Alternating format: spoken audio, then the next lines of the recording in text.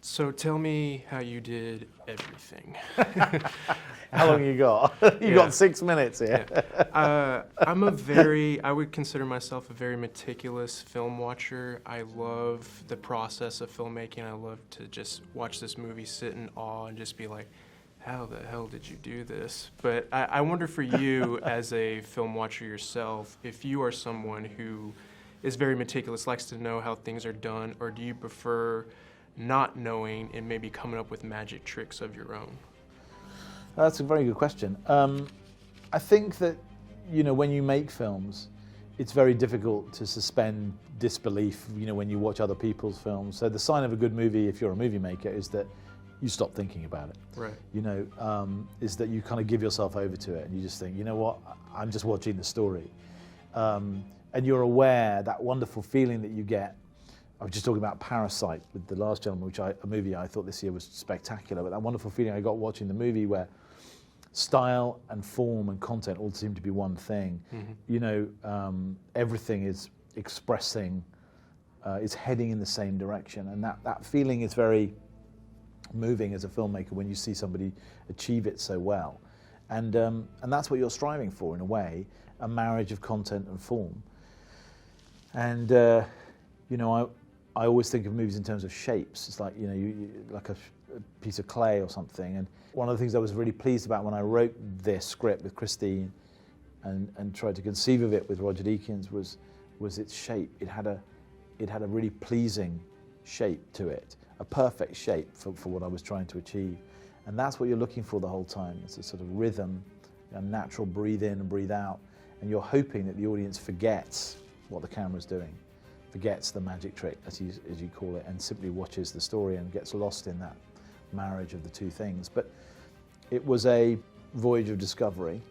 And at the same time, felt like a lot of other things I've been doing and worked up to this point. You know what I mean? It was like an arrival at something that I'd been thinking about for a long time, in some cases without even knowing it. Theatre, other long shots in movies that I'd made, a relationship with several people that have gone on from many movies, like Roger Deakins, Dennis Gass, the production designer, Tom Newman, the composer. And I think the difficult thing for me will be to find something to do after this that gives me the same level of satisfaction. Yeah, that's actually what I was going to ask about is I feel like you've always been very skilled in the subtlety department, because I love that I can enjoy a quiet moment and just think about like what the characters are thinking about, the gravity of the situation, seeing dead bodies and being like, oh, that could be me at any moment. And how do you see this filmmaking and storytelling process changing the way that you go about filmmaking going forward? Well, I had become very aware that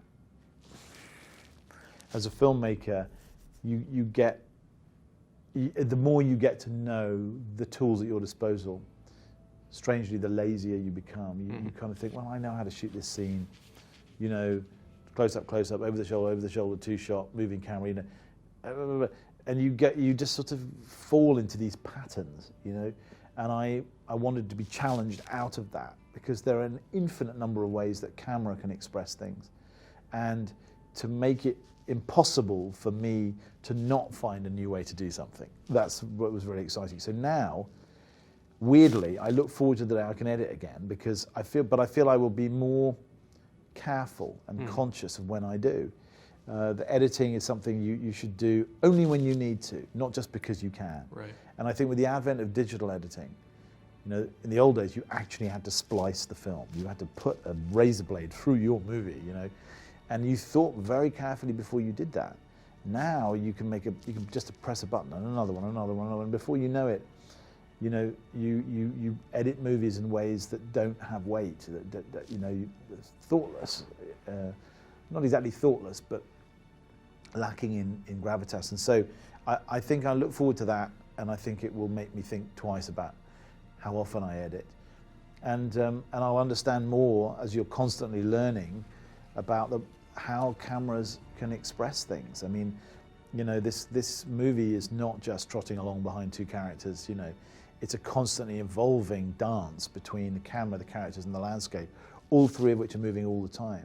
At times it's very subjective, and at times it's very objective, the gaze in the movie. Sometimes it's intimate, sometimes it's epic. Sometimes you see what they're seeing, sometimes you don't. You know, but always you're within the present moment, not being shown more than the character knows, you know. And that has forced us to sort of squeeze every drop of juice out of what a camera can do, you know, when you're trying to tell a story. Often wordlessly. I mean, there's a lot of this movie that takes place just in image. You know, the last half an hour of the film, it's very little dialogue. Mm-hmm. And that's been a challenge and a thrill for all of us, I think. Yeah. Well, I have so many more questions I would love to ask you, but it was really great to speak with you. Very good questions. Thank you so much. Nice to meet. Thank you. I think why I go to the movies and why I love going to the movies is just what I take away from the experience. Like, I'm a father, and I think about all those things that I absorb from the material and how I can put that forward in my life. And I wonder, doing this film, it's a technical achievement, of course, but even thematically, it's very powerful, very poetic. What did you take away the most from it thematically or historically, and then felt like you wanted to put that forward in your life somehow? It's lovely of you to say, you know, because I think the emotional heart of the film is why it's been made. I think for me, all the extremities that these men go through and the context of the story is so extreme because it teaches you what you go back to. I think when you're absolutely stretched, it teaches you who you love most, who you want to spend your time with, what you actually need in life, regardless of all the choices that we're lucky enough to have, what you truly need.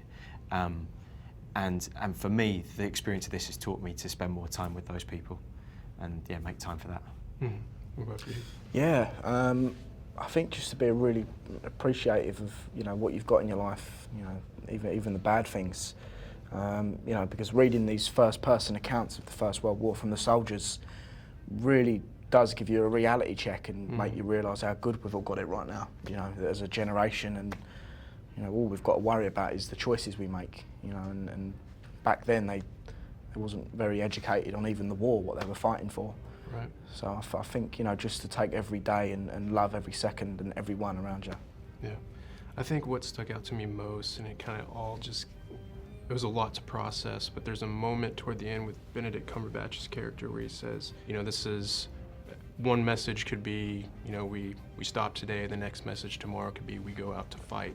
But when you go through this experience of this film, it feels like you've gone through an entire war, and you feel so crushed, and there's the scope of the war. This is just a very fine detail.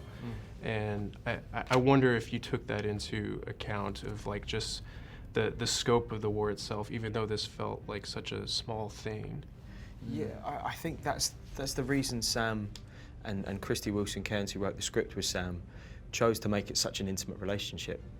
It's two men, and then it's a single journey, and everything, even the way it's shot, is geared towards sticking with that experience. And I think if you experience and not analyze, but if you give time to the micro, you can then appreciate the macro. Mm-hmm. That, as you say, you've gone through the war with these soldiers on this with this singular mission, and that kind of, once that experience is properly registered, you can then multiply that to the millions that fought and to the millions that served, to the millions that died. Mm-hmm. Rather than if you start with the millions, it's very difficult to bring that scope to yourself. But I think if you can bring yourself to the greater numbers, that's a way of understanding it. Yeah. I'm sure going through this process of it being seemingly one shot, you get, I think I've watched a couple interviews that you guys have done, and you spoke about it could have been 8 minutes, could have been the longest take, or it could have been longer, could have been shorter, but you get all that freedom to just stretch your acting wings, so to speak. How does that compare to experiences before where you had stop, try to capture something as organic as possible on that first few takes, but this one, you had that rehearsal period, it was so long. And how does that, how do you feel that this process is going to change your process going forward? Change the process going forward. I mean, I've learned so much. I know it sounds stupid, but even just about acting. You know, and I've never had an experience like it making films before. It's a completely different way of approaching something. And as you said, you know, like the one continuous take method really does allow you as an actor to just become fully immersed in what you're doing, you know, whether it's 4 minutes, 6 minutes, 9 minutes long. You know, you genuinely forget you're making a film and you're just, you know, existing. And, you know, I've been wrapped up in stuff before, what I've done before, but, you know, there were times when they called cut and I just couldn't stop crying because I was just fully caught up in the emotion that my character was going through. And I think that's really special as an actor. I think it's, you know, a dream come true to film a film like this. I feel, I think from what you said about, you know, in other films where, you know, you're going for, like, it's more, the moments are shorter. Right. I think that's sometimes a mixture of the process, like something like a telly job where you're working fast and you're turning over quickly. But then by the same token, that's work done for you in the edit. And in a way, I think this experience has not only taught me an awareness of others much more in working with a whole crew and cast, but also an accuracy in your work, because we didn't have an edit. So sometimes you know that if you throw, like, I was trying to think of a way of that, if you throw 100% of stuff at the wall but only 10% will be needed, you can kind of, you know that 90% doesn't have to be necessarily that accurate, it doesn't have to be needed, so you can kind of do it for yourself or be messy with it. Where with this, every percent of performance, of set, everything was on camera. And so therefore it stopped you. You were very economical about, I'm not going to do this just for myself, just to serve my own sort of worries or kind of, because I don't really know the lines, I'm going to improvise around it. No, I'm going to know my lines because I've got to be so precise. So I think this job has taught me precision. I'm curious about the challenges of this being a film that requires you to use a lot of subtlety. Yes. You have to do like fast track to characterization. Yes. Like you don't get that.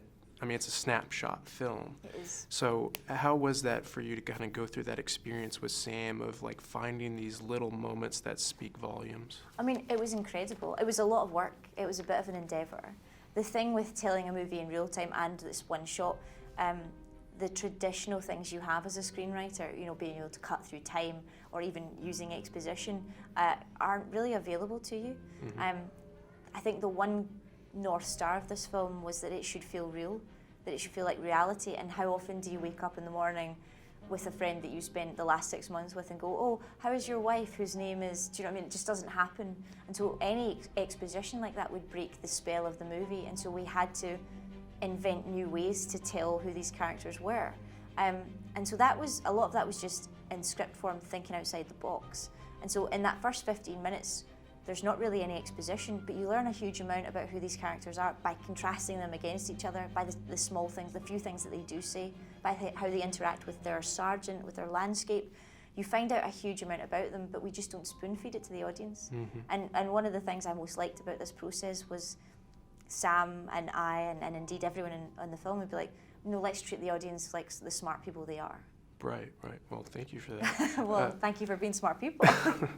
So was it also challenging to kind of create a emotional rhythm for the film? Because it's, Yes. I know there's a lot of comparisons to it being like a play, like a rolling play rather. Yeah. But there's like it's almost like a musical too, because It is, there's yeah, so much. There's choreography. There's also, I mean, sometimes with war movies they're non-stop action, and you can have that because of the cut. You give the audience a sense of relief, or you push the audience further back from the action with a cut. Sometimes you have a rhythm to it, and we had to do that really in the script. We had to inform the rhythm of it from the very get-go, which was tricky just because it's so different from everything else that you've done. Usually that's a tool the editor uses, and with the screenplay you're trying to create a map, a blueprint to a film, but with this it couldn't be a map, it had to be the destination, it had to be the final film. And so we spent a lot of time working out, well, how much can we hold the audience on the edge of their seat before we let them sit back a little bit, and how do we let this kind of world breathe, how do we let these characters breathe?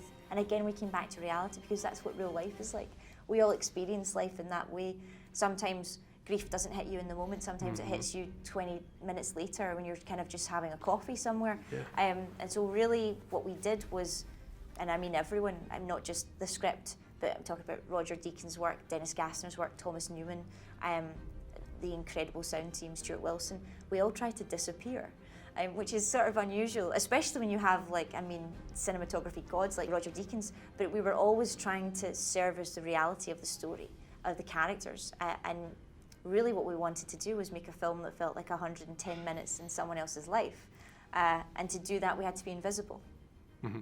Well, I like that what you said earlier about it, something hitting you 20 minutes later, because what I valued the most out of this film is just those quiet moments of reflection of them, like either seeing a dead body and then the camera will pan over to a dead body, and then they'll look over at it, and it's just like a subtle reminder of, hey, this could be you. Think about the gravity of the situation that you're in. A lot of that actually came from the research. There was a lot of diaries and actually war poets, and they would talk about how they walked hand in hand with death. They're with that war, because it was fought over such a small amount of land and over so many years, 4 years, over inches in some cases. There was no opportunity to really clear the dead out, or to indeed move in a way that you could have ceremonies or honour the dead.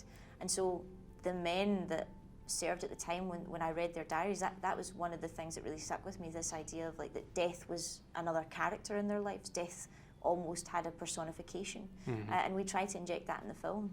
Yeah, I appreciated the poetic nature to the film. You even have like, an Edward Lear moment with George reading to the baby, or reciting to the baby, and then there's a moment with Colin Firth. Yes, just those Kipling. little nuggets. Yeah. So I imagine you probably absorbed a lot of poetry probably because there's moments in here that come full circle later on. Yeah. And so what sort of inspiration did you take from poetry? So the moments that come full circle, I suppose some of that is inspired by poetry in the sense that poetry has a form and a structure, but that you can read a poet without noticing its form or structure. And that's actually, no one's put it that way, and it's very intelligent, and I'm going to steal it from you. I hope you don't mind. But that obviously did inform our thinking, that idea of trying to be invisible. I think the things that had the most profound effect on me, the poets Wilfred Owen, Rupert Brooke, those kind of poets, Dulce et Decorum Est, massively, I think.